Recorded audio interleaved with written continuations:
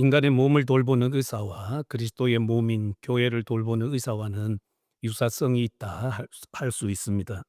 몸을 돌보는 의사는 몸이 강건하게 그리고 활발하게 움직일 수 있는 요소들이 무엇인지 너무나 잘 알고 있죠.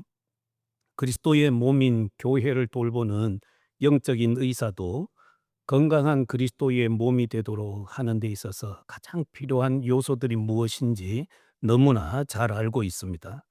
이 육체의 몸을 돌보던 의사였던 누가는 그리스도의 몸인 교회가 건강한 공동체가 되는데 가장 필요한 요소들이 무엇인지를 말씀을 했습니다. 그것이 무엇인지 우리가 이제 본문 말씀을 통해서 살펴보게 될 텐데요. 저와 여러분이 함께 이 말씀에 귀를 기울였으면 합니다. 베드로 사도가 말씀을 전한 후에 회개하고 돌아온 성도들이 3천 명이었습니다. 한순간에 3천 명이 회개하고 돌아왔으니 이 교회가 다 감당할 수 있었을까요? 참 감당하기가 어려웠을 것입니다. 각 개인은 구원과 동시에 그리스도의 몸에 붙은 지체가 되었죠. 교회 공동체의 일원이 된 것입니다. 그런데 지금 그리스도의 몸의 지체가 된 성도들은 신생아들이에요. 지금 막 예수 믿고 돌아온 영적인 어린 아이들입니다. 계속해서 앞으로 신앙이 자라가야 하고 또 성숙해져 가야 하죠. 본문은 이제 막 시작된 교회가 어떻게 아름다운 교회로 세워졌는가를 우리에게 말씀해 주는데 42절 말씀이 핵심입니다. 그들이 사도의 가르침을 받아 서로 교제하고 떡을 떼며 오로지 기도하기를 힘쓰니라. 이 말씀을 중심으로 몇 가지를 살펴보겠는데 첫째가 사도들의 가르침을 받았다라는 것입니다. 성도들은 구원받고 돌아온 다음에 교회 공동체의 한 몸 지체가 되어서 사도들의 가르침을 받게 되었습니다. 43절에도 보면 사도들을 통해서 많은 기사와 표적이 나타났죠. 그렇다면 이 사도들은 무엇을 가지고 성도들을 가르쳤을까요? 아직 신약 성경이 기록되기도 전이었고 구약의 모든 성경을 다 가지고 있는 것도 아니었습니다. 그렇다면 사도들은 무엇을 가지고 하나님의 말씀을 증거했을까요? 사도들은 예수님을 3년 동안 따르면서 예수님을 통해서 많은 말씀을 듣게 되었습니다. 우리가 마태복음 5장 1절 이하에 보면 예수께서 산에 올라가 앉으시니 제자들이 나온지라 입을 열어 가르쳐 이르시되 심령이 가난한 자는 쭉 하면서 팔복을 말씀하고 이 7장이 끝날 때까지 보면 구약의 많은 말씀들을 예수께서 다시 새롭게 설명하는 것을 볼 수 있습니다. 제자들이 이 산상수훈의 말씀을 잘 듣게 되었죠. 그리고 하나님 나라에 대한 말씀들도 그들은 듣게 되었습니다. 많은 비유들은 하나님 나라에 대해서 설명해 주는 것들로 제자들이 그 많은 비유들을 듣게 되었죠. 그리고 예수께서 십자가를 지시기 전에는 종말에 관한 말씀을 들려주셨습니다. 우리가 흔히 말하는 종말 훈화라고 하는 그 말씀을 듣게 되는데 거기에는 예수님의 재림에 관한 말씀까지 속해 있죠. 그리고 예수께서 부활하신 후에 이 땅에 40일 동안 계시는 동안 특별히 하나님 나라에 대해서 제자들에게 가르쳐 주셨습니다. 예수님이 부활하시고 승천하실 때 제자들과 작별 인사를 했는데 그때에 예수님께서 이런 말씀하셨는가 한번 생각해 보세요. 야, 너희들이 앞으로 이제 교회를 담당하고 성도들을 가르치게 될 텐데 나 참 걱정된다. 너희 어떻게 설교 준비해서 그들에게 말씀을 가르칠래? 나 참 고민된다. 지금 너희들에게 신약 성경도 기록해 주지 않았는데 너희가 어떻게 설교할까? 이렇게 걱정하고 떠나지 않았습니다. 예수님께서는 이미 제자들만 불러 모아놓고 말씀을 가르칠 때에 이런 말씀하셨어요. 요한복음 14장 26절 함께 읽어보겠습니다. 시작.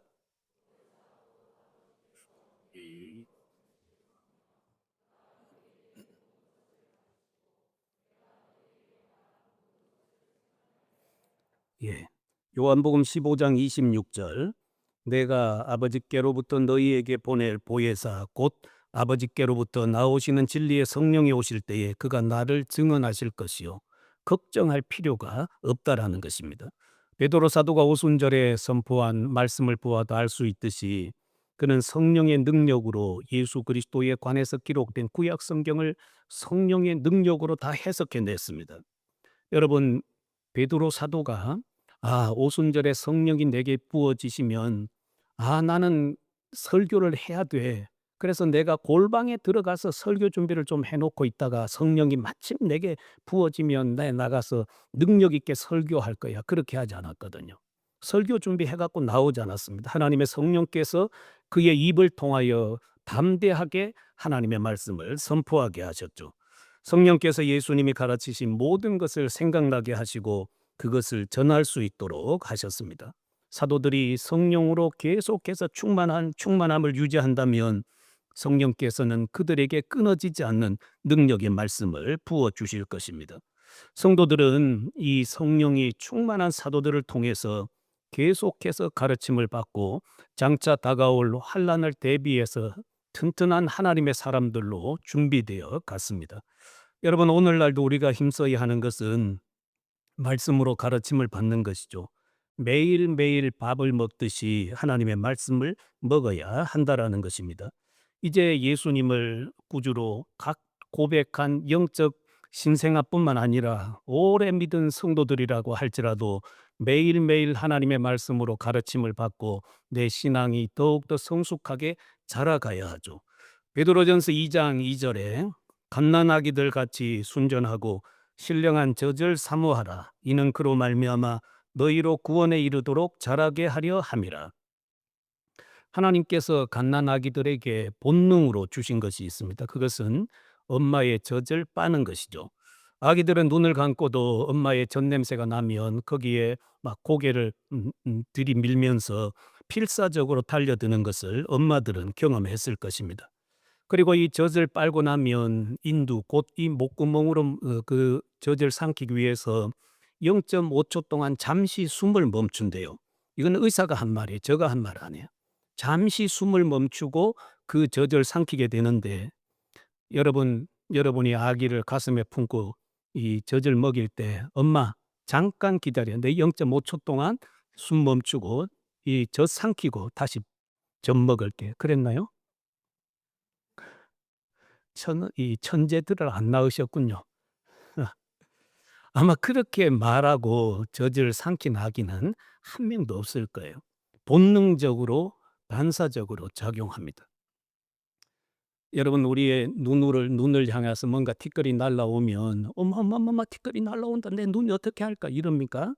그렇게 하면서 놀라는 사람 아무도 없어요. 내도 모르는 사이에 이미 이 눈꺼풀 셔터가 내려와서 딱 닫고 그냥 그걸 방어해내 본능적이에요. 반사적으로 반응하도록 되어 있습니다. 무의식 중에 일어나는 일들이죠. 사도 베드로는 우리에게 신생아가 본능적으로 젖을 먹는 것처럼 영혼의 양식인 하나님의 말씀을 먹으라고 말씀을 합니다. 그럼에도 충격적인 삶을 사는 성도들이 있을 수 있다라는 거예요. 여러분, 사람이 며칠 굶으면 앰뷸런스를 타야 되죠? 예. 어?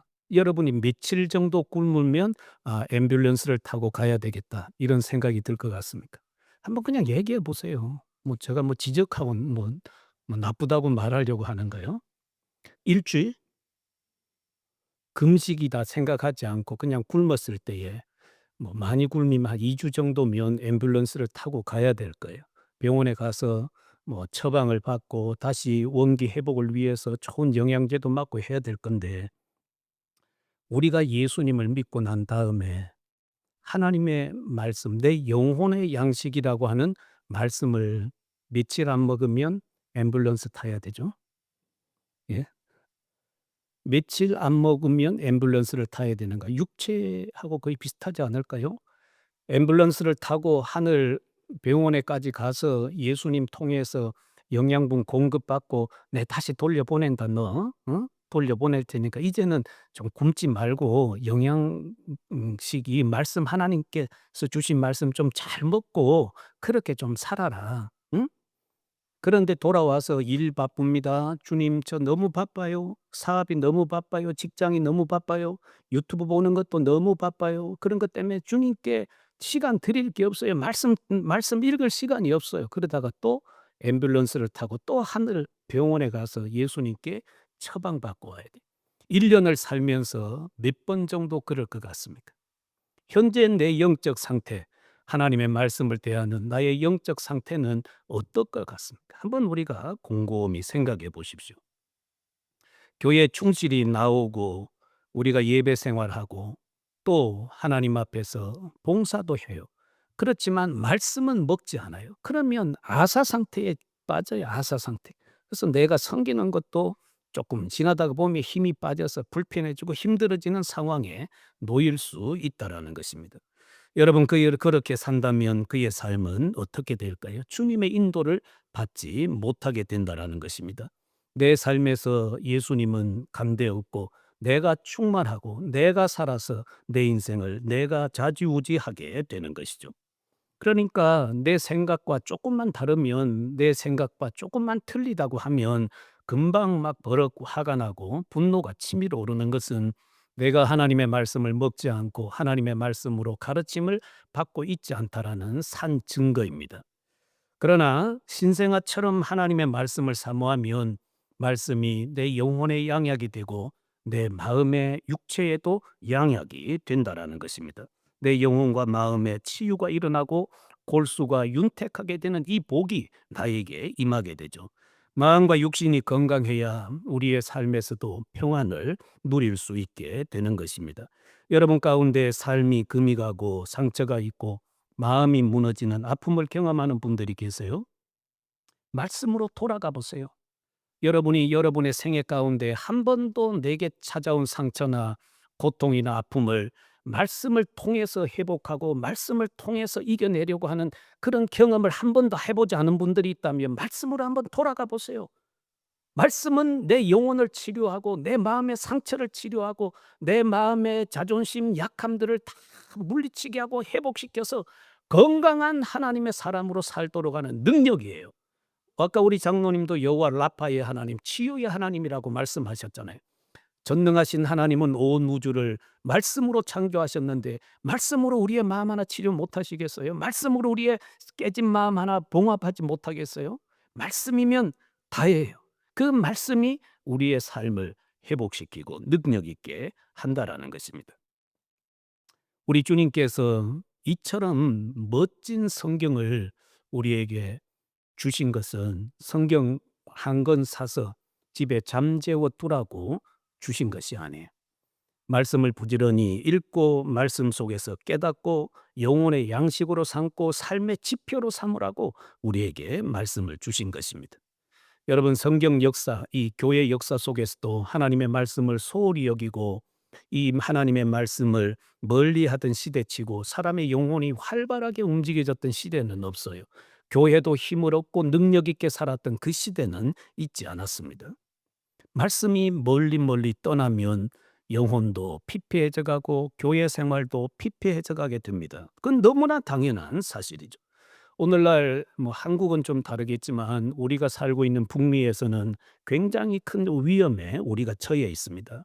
사회적인 것이 아니고 성경적 관점에서 볼 때의 위기의 시대에 살고 있죠. 그 큰 위험이 뭔가 하면 이제는 여러분의 자녀들이 한국말을 잘 못해서 이런 그 어 영어를 예배를 찾아가거나 그런 교회로 가게 될 때에 이제는 교단이 성경을 믿는가, 이 교회가 성경을 믿는가 하는 것을 찾아야 돼요.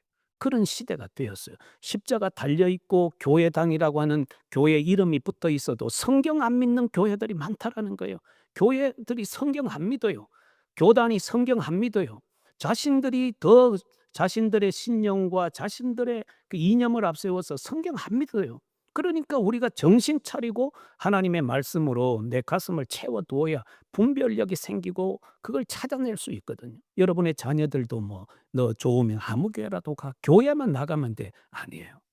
잘 찾으세요. 우리 지금 북미의 교회들이 다 무너져 내리고 있거든요.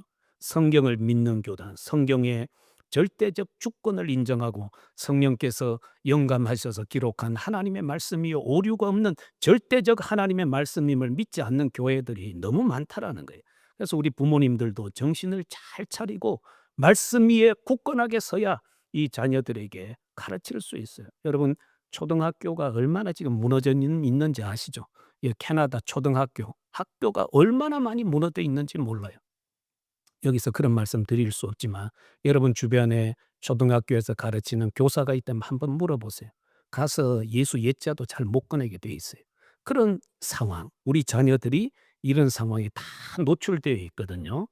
예. 그래서 저와 여러분들이 말씀에 깨어 있어야 하고 매일매일 말씀을 먹고 내 영혼이 튼튼해져야 이 세상을 이길 수 있는 힘을 길러갈 수가 있습니다.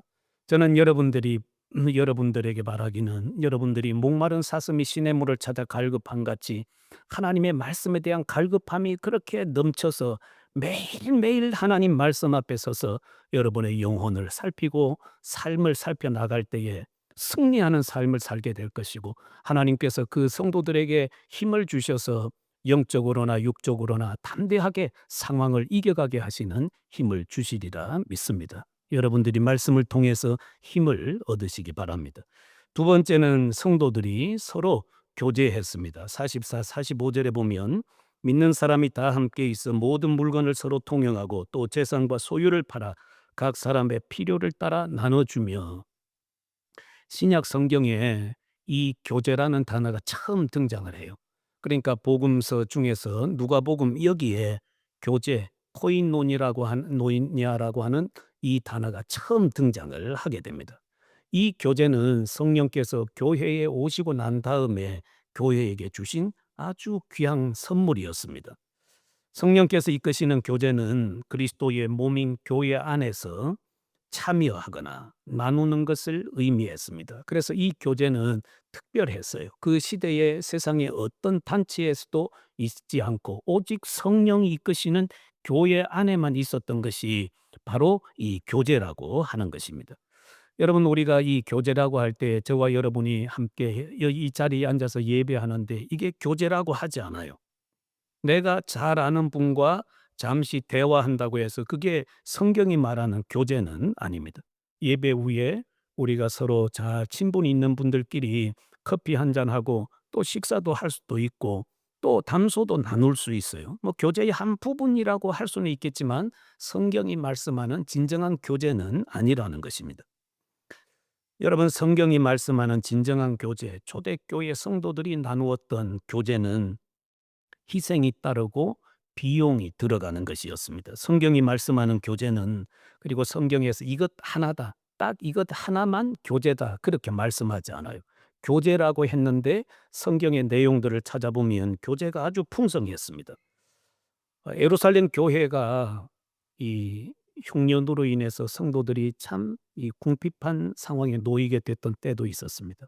이방의 교회들, 예루살렘 교회를 통해서 복음을 받았던 이방 교회들이 헌금을 하기 시작해요. 우리가 우리에게 복음을 전해 주었던 예루살렘 교회를 위해서 우리가 헌신합시다. 그래서 교회들이 형편이 되는 대로 헌금을 해서 그 예루살렘 교회에게 보냈습니다. 이런 물질적으로 참여하는 것, 물질을 나누는 것, 이게 교제라고 말씀을 하죠. 그리고 성도들의 다른 필요를 채워주게 되었죠. 우리가 방금 그 보았던 말씀에도 보면 어떤 사람들, 성도들 중에 은혜가 충만했던 성도들은 자신의 소유를 팔아서 교회에게 드리고 그것을 가지고 성도들 안에 핍절한 사람들, 너무 가난하고 힘겹게 살아가는 성도들을 위해서 나누어 주었거든요. 교회가 그걸 나누었습니다. 이게 아름다운 교제라고 말씀을 하죠. 또 교회가 복음을 위해서 헌신할 때 그것도 교제예요. 사도 바울이 로마 감옥에 있을 때 이 빌립보 교회가 그를 향해서 섬기고 애를 많이 썼는데 사도 바울이 그렇게 얘기했습니다. 여러분들이 나의 복음에 함께 동참한 자가 되었습니다. 여러분이 섬기는 교회가 나와 함께 복음의 고난에 참여했습니다. 이 교제라고 말씀을 했습니다. 그리고 우리가 서로 받은 은혜들, 위로부터 내려오는 은혜를 풍성히 받아서 그 은혜를 다른 성도들과 나누면서 은혜로 다른 성도들을 위로하고 격려하는 것, 이게 진정한 교제라는 걸 말씀을 하죠. 이걸 통해서 교회가 연합되고 성도들이 연합이 되는 것입니다. 그래서 이 교제가 주는 복이 있는데 각 사람이 말씀의 가르침을 잘 받아 서로가 교제에 참여하게 될 때에 '아 내가 혼자가 아니구나. 내가 하나님의 교회에서 외톨이고 나 혼자인 줄 알았는데 그렇지 않았구나. 하나님의 교회 안에 이처럼 교제를 나누는 신실한 성도들이 있었구나. 그래서 이 교제를 통해서 나는 혼자가 아니고 그리스도의 몸에 붙어 있는 사랑받는 지체구나 하는 것을 깨닫게 된다라는 것입니다. 그러므로 그리스도의 몸인 교회 안에서 교제가 활발할 때에 그 성도 역시도 건강한 신앙생활을 할 수가 있습니다. 여러분 누구든지 교제하지 않는 것은 스스로를 왕따시키는 행위예요. 가끔 보면 그렇게 얘기하는 사람들이 있잖아요. 아니 이 교회는 교제도 없고 너무 차갑고 접근하기도 힘들고 그래 뭐 교회가 왜 이런지 모르겠어. 이런 얘기하는데 사실은 그렇게 하는 것은 그분 스스로 안에 이 은혜가 없다라는 거예요, 은혜. 그러니까 신앙이 어리거나 은혜가 사라진 거예요. 여러분 하나님의 은혜가 충만하면 삶의 행동은 다르게 나오게 됩니다. 그렇다면 어떻게 교제를 잘할 수 있는가? 그것에 대해서 사도 요한이 좋은 본보기를 보여주는데 요한일서 1장 3절을 한번 읽어보겠습니다. 함께 읽어주시죠. 시작. 시, 그, 이, 예, 예, 거기 사귐이 코이노니아 교제입니다. 여러분 사도 요한은 우리가 보고 들은 바를 여러분들에게 전합니다. 이렇게 하는 이유는 우리와 여러분과 사귐, 교제가 있기를 원하는 것입니다. 우리의 사귐은 하나님과 그의 아들 예수 그리스도와의 사귐입니다. 그래서 이런 거죠. 우리는 하나님 아버지와 예수님과 깊이 교제하면서 그분과 누렸던 은혜들, 그분과 나누었던 은혜들을 우리는 여러분들에게 전해서 여러분들도 그런 귀한 사귐을 갖도록 하고 싶습니다. 그런 말이거든요. 하나님과 예수님과 성령님 안에서 사귐이 깊으면 깊을수록 형제 자매와의 교제도 강해지고 그 이 교제가 더욱 두터워지게 되어 있습니다. 여러분 한번 생각해 보세요. 여러분이 매일매일 하나님과 성령님과 주님과 사귐을 가져요. 근데 그 교제를 가질 때마다 하나님께서 내게 은혜를 부어 주시는데 이 은혜를 내 혼자 담아두기에는 너무나 아깝고 내 가슴이 저수지처럼 자꾸 차올라서 그걸 나누고 싶어요. 그래서 다른 형제와 자매들이 받은 은혜들을 나누기 시작하는데 거기에서 하나님이 부어 주신 은혜들을 나누어 갈 때 얼마나 풍성하겠어요. 그래서 서로 격려하고 그 말씀을 통해서 연약한 성도가 힘을 얻고 일어나고 또 서로 배우고 영적 은혜를 누리고 이 복이 교제를 통해서 주어지게 된다라는 것입니다. 그래서 제가 드린 이 말씀을 한마디로 요약한다면 그리스도 안에서 진정한 교제는 어려움에 처해 있는 형제 자매 그들을 찾아가서 나누고 믿음이 약한 자들을 격려하고 필요한 성도들에게 그들의 필요를 공급해 주고 이와 같은 것들을 나누는 값진 희생이 이 교제라는 거예요. 그러니까 교제는 뭐 두 사람 앉아서 우리 커피 카페에 가서 우리 커피 한 잔 합시다. 그러면서 그냥 일상의 얘기 나누는 거 교제일 수 있지만 성경이 말씀하는 진정한 교제는 아니라는 것입니다. 여러분 하나님과 친밀한 사귐이 있을 때 그분 안에는 사귐을 통해서 부어진 은혜가 반드시 차오르게 되어 있고 자기 자신이 어떤 존재인지를 깊이 알고 다른 영혼들을 세워주는 그런 자리로 갈 수 있다라는 것입니다. 바라기는 우리 교회 안에도 우리 스스로가 하나님과 깊은 사귐을 통해서 하나님의 마음을 나를 통해서 다른 성도들에게 흘려보내는 이 아름다운 교제가 여러분 안에 있기를 바라겠습니다. 그리고 세 번째 떡을 떼고 기도했죠. 날마다 마음을 같이하여 성전에 모이기를 힘쓰고 집에서 떡을 떼며 기쁨과 순전한 마음으로 음식을 먹었습니다. 성도들은 모여서 하나님을 찬양하고 기도했죠. 너무 단순한 거죠. 그런데 이게 공식적인 예배였습니다. 그들은 날마다 성전에 모였죠. 여기 성전은 아마도 예루살렘 성전의 그 뜰을 말할 거예요. 이방인들의 뜰이 넓었잖아요. 그 이방인의 뜰에서 모여서 하나님을 찬양하고 하나님께 영광을 돌렸을 것입니다. 그리고 가정에서 모여서도 예배했습니다. 3천 명 여러분 거기 오순절에 왔던 사람들이 이 은혜 받고 구원받고 자기 고향으로 돌아갔다고 해도 거기에 남아 있는 성도들이 많았을 거예요. 그 성도들이 매일 모일 수 있는 자리가 없잖아요. 그러니까 이 성도들이 뿔뿔이 가정 교회로 흩어져서 모이게 되었는데 그 가정에서도 모여서 예배하고 시편의 찬양을 통해서 하나님을 높이 찬송하는 아름다운 예배가 가정에서도 있었습니다. 여기에 떡을 떼는 것은 주의 만찬에 참여했다라는 의미이죠. 오늘날처럼 성찬식을 하며 뭐 목사가 가운을 입고 또 장로님들이 가운을 입고 멋지게 이 차려진 이 떡상에서 이 뭐 금빛 나는 이 도구를 들고 돌리는 것이 아니고 초대교회 당시에는 식탁에 둘러앉아서 식탁 교제를 나누며 주의 성찬에 참여한 것입니다. 그러니까 식탁에 둘러앉은 성도들이 떡을 떼면서 빵을 떼면서 그걸 기념한 거죠. 우리 주 예수께서 십자가에서 우리를 위해서 몸을 찢으셨습니다. 우리 주 예수께서 우리를 위해서 십자가에서 피 흘리셨습니다. 그걸 기념하면서 우리가 떡을 나눕시다 하고 거기에 모여 있는 성도들이 서로 격려하면서 주님의 성찬에 참여하게 되었던 것이죠. 그 모습을 연상해 보십시오. 얼마나 그 모습들이 아름다운지 모릅니다. 그리고 이 성도들의 열정은 대단했습니다. 날마다 마음을 같이하여 성전에서 모이고 집에서 모이는 열정이 있었죠. 이렇게 할 수 있었던 이유는 은혜가 충만하니까. 은혜가 충만하니까 이런 일을 할 수 있었던 것이죠. 그들이 은혜가 충만했다라는 증거가 무엇입니까? 마음에 기쁨이 넘쳤다라는 거예요. 마음에 기쁨이 넘쳤어요. 성령 하나님과 교제하고 예배하면서 서로 힘을 얻고 성찬에 참여하면서 서로를 격려하며 세울 때 서로가 힘을 얻고 위로를 받고 또 위로부터 내려오는 은혜를 입어서 그들이 힘을 얻었습니다. 그러니까 마음에 기쁨이 넘치는 거죠. 성찬을 참여하는 그들의 마음도 보세요. 마음이 순결했다고 했습니다. 은혜 받으면 마음이 점점 깨끗해지고 순결해져요. 어린아이 같아져요. 마음이 점점 백지처럼 돼요. 경험하지 않으세요? 점점 깨끗해지거든요. 은혜 받으면 죄질 시간이 없습니다. 맞죠?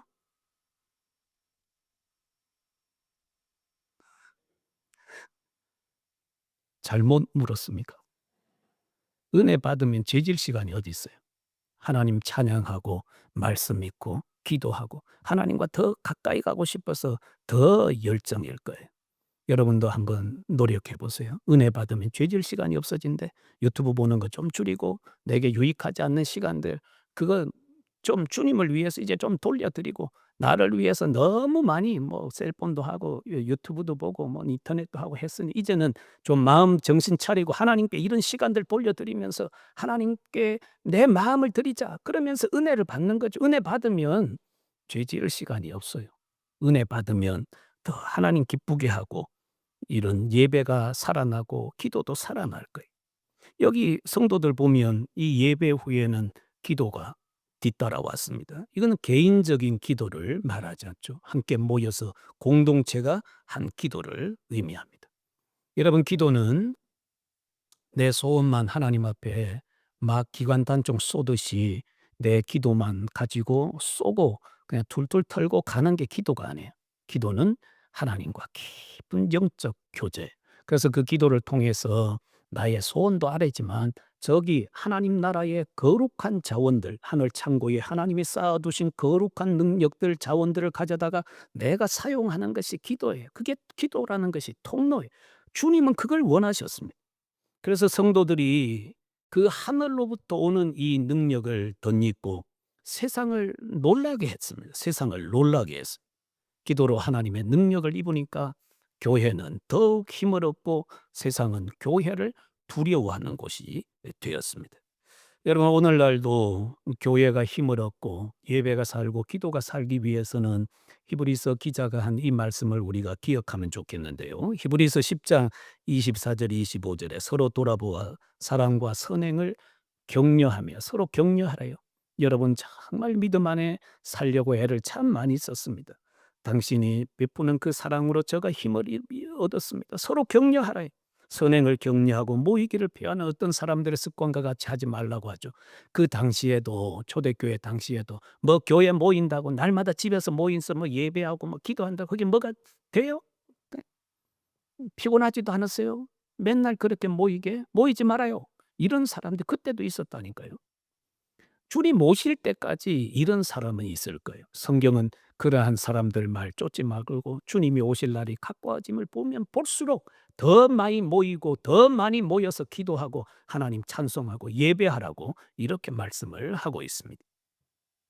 우리 안에도 이런 놀라운 역사들이 일어나서 여러분 안에 예배가 회복되고 기도가 회복되어 하나님의 크신 은총을 마음에 풍성히 담아 사는 성도님들 되시기를 바라겠습니다. 자, 마지막 이제 날마다 성도들이 전도했죠. 47절 보면 온 백성에게 칭송을 받으니 주께서 구원받는 사람을 날마다 더하게 하시니라. 온 백성들에게 칭송을 받았습니다. 여러분 성도들이 성령으로 충만하니까 이 말씀을 보면 가만히 있지 않았거든요. 나가서 날마다 전도했습니다. 그 전도를 성령께서 전도 가운데 일하셔서 날마다 구원받고 돌아오는 사람을 교회에 더해 주셨습니다. 3,000명. 하루마다 막 곳곳에서 예수 믿고 돌아와요. 뭐 3,000, 10명, 50명, 100명. 어마어마한 숫자들이 예수 믿고 돌아온 것입니다. 근데 우리가 여기 47절을 보면 참 이 오늘날 우리에게는 이 구절이 이렇게도 기록될 수 있겠구나 싶어요. 또 온 백성에게 부끄러움을 받으니 이렇게 되면 안 되잖아요. 오늘날 교회가 우리가 이 땅을 살아가는 동안 온 백성들에게 부끄러움을 당하니 이렇게 되면 안 되잖아요. 오늘날 교회가 잘못 가는 것 때문에 세상 사람들이 교회를 막 무시하고 얕잡아 보는데 교회는 그 누구도 얕잡아 볼 곳이 아니에요, 사실은. 왜요? 교회는 전능하신 하나님을 믿고 사는 곳이잖아요. 교회는 결코 무너지지 않습니다. 교회를 다니는 성도의 삶은 좀 연약해도 주님이 세운 교회는 결코 무너지지 않아요. 그래서 우리가 이런 말씀이 이 말씀대로 살아나게 하기 위해서는 우리의 삶이 얼마나 중요한가 하는 것을 다시 한번 깨달을 수가 있습니다. 여러분 오늘날에도 성령이 충만하면 어떤 일들이 저와 여러분 안에 일어날까요? 말씀드린 것처럼 맨 먼저는 예배가 회복돼요. 사도 바울이 에베소 교회에게 술 취하지 말라. 이는 방탕한 것이니 성령의 충만함을 받아라. 이게 다음에 이어지는 구절이 예배 회복이에요. 예배가 회복되고 말씀이 살아나고 거기에 신령한 찬송들이 불려지게 되거든. 예배예요. 사도 바울이 너희 안에 하나님의 말씀이 풍성하게 거하라고 했던 골로새 교회에도 그 말씀 뒤에는 예배가 따라와요. 예배 회복이 말씀이 있고 성령이 충만하게 역사하면 그 뒤에는 회복의 역사가 일어나게 됩니다. 예배 회복은 각 개인에게서 일어나야 이것이 회복이 되는 거예요. 그 다음에 또 기도가 살아나게 되죠. 또 성령이 충만하면 말씀과 같이 예수의 마음이 충만해지거든요. 여러분이 은혜 충만하면 내 안에 예수님이 살고 은혜가 빠져나가면 예수님도 저쪽 골방에 숨으시고 내가 충만해서 살게 돼요. 예수가 충만하면 예수님의 마음이 표출되게 되어 있습니다. 그래서 주변에 죽어가는 그 영혼들을 향한 내 마음이 점점 불타오르게 되고 예수님의 마음이 내 가슴에 흘러넘쳐서 잃어버린 영혼을 찾으려고 하는 그 애씀이 내 마음 안에 살아나게 된다라는 것입니다. 그게 성령 충만이에요. 이제 말씀을 맺겠습니다. 오늘 제가 4가지에 대해서 말씀을 드렸는데 말씀에서 여러분이 보고 들은 것처럼 성도들은 말씀으로 가르침을 받았습니다. 내 자신에게 적용해 보세요. 오늘 저와 여러분들은 매일매일 하나님 말씀 앞에 서서 말씀으로 가르침을 받고 말씀을 따라 살아가는지 돌아보십시오. 사랑의 교제가 있었습니다. 하나님과 예수님과 성령님과 사귐을 갖고 나니까 그 마음 안에 은혜가 충만히 채워지는 거죠. 우리의 마음은 저수지예요.